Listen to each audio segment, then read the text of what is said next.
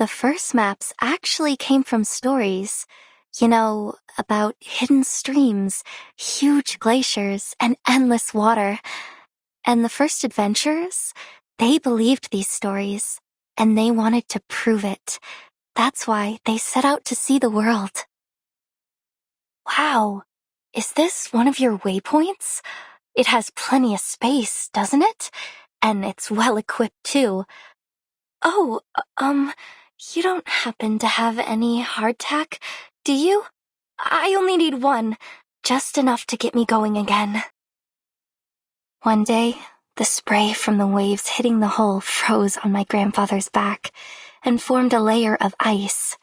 Aja asked me to crack it, like you did with those stale gaku. That trip down the Mackenzie River was a cold one. The snow just got thicker and thicker the further we went.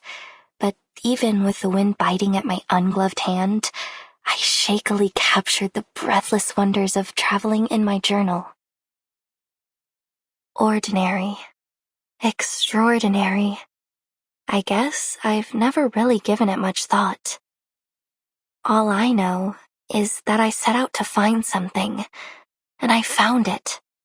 All that confusion and fear, it's gone. And what didn't exist, now exists through me. Just because you're silent doesn't mean everything else is. If you lie down flat among the grass, really press your body against the earth and listen, you'll hear it. The tree roots stretching beneath you, the gentle flow of a mountain stream, and the whispers of the Mother Spirit. You're setting off again, right?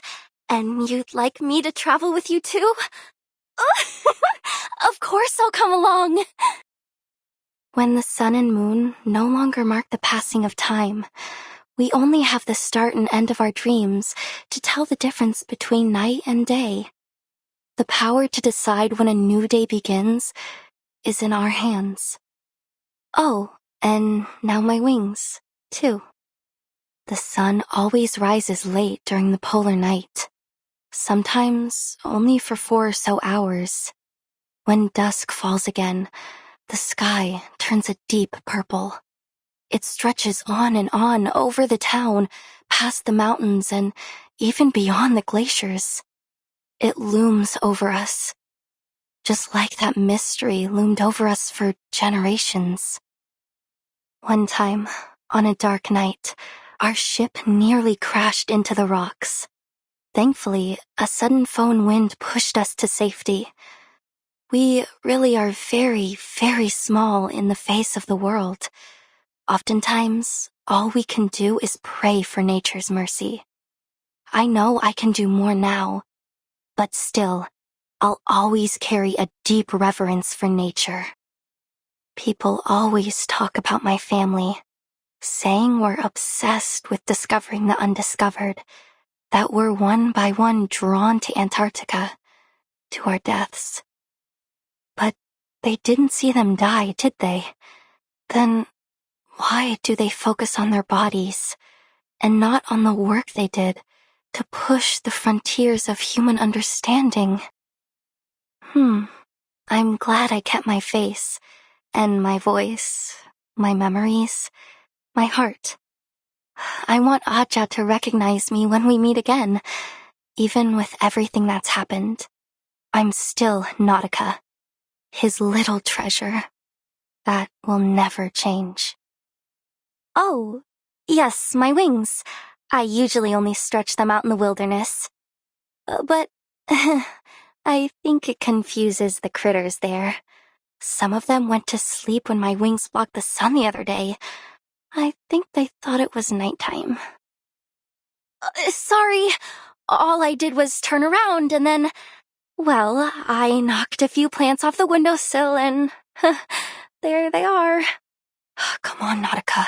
You'll be smashing up the wooden floors next if you're not careful.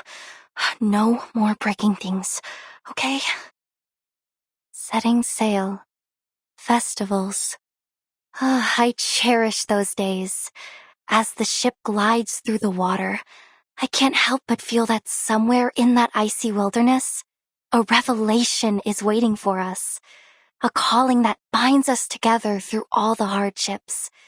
And when we fulfill that calling, every day after will feel like a celebration. You're very intelligent and so very skillful. I'm sure you'd be the first to catch the whispers that travel on air around mystical places. I think you have the strength for it too. The tenacity to face the truth. I'm always warm. I think that's one of my strengths. My body's good at turning food into energy, which keeps me going and my head clear. So just stay close to me if you're cold, Vertin. I'll keep you warm. Look, a flower. It's bloomed from the remains, a little life nurtured by decaying flesh. Every part of this body will have its new place in the world as the wind and rain return it to the ocean once again. Wondrous, isn't it? How life flows from one thing to the next, through places seen and unseen. Oh, you know that deer girl over there? I bet she'd love one of our reindeer races. It's so much fun, racing across the icy fields on the reindeer. The winner gets a garland too, for the rider and the mount. Oh, but look, she already has a garland in her hair. Did she already win one? Chip it Dakon. I don't think I've changed very much. At least, not as much as my looks have. The only change, really, is that I went from praying to a god to believing in myself. Thank you, Vertin, for staying by my side since the beginning, for helping me become the new me. There are many routes to travel, but only one destination. You're right. We'll set out together. Don't forget to join arms for stability, and signal to me if you're short on oxygen. Breaking the ice. Clearing the snow. Embrace the cold. And embrace solitude. Don't listen to the false whispers.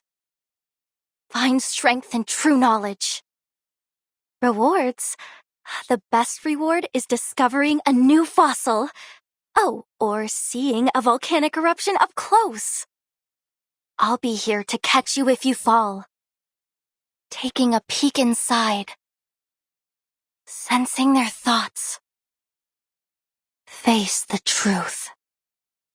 Though it may come with pain. Close your eyes. The path will become clear. Can I give everyone a ride on my back? I think I can handle it this time. It all began with a shiny little stone. Enter the gate and see the light. Once shattered, now remade.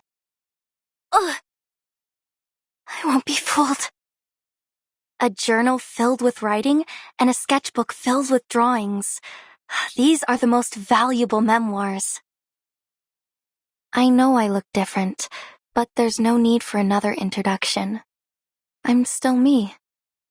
Yes, I walked into the gate, but I also came back out again.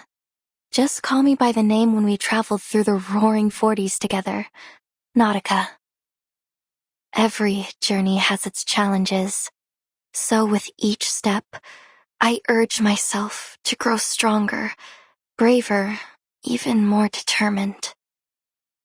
In the dark, in the unknown, curiosity is the light that guides me.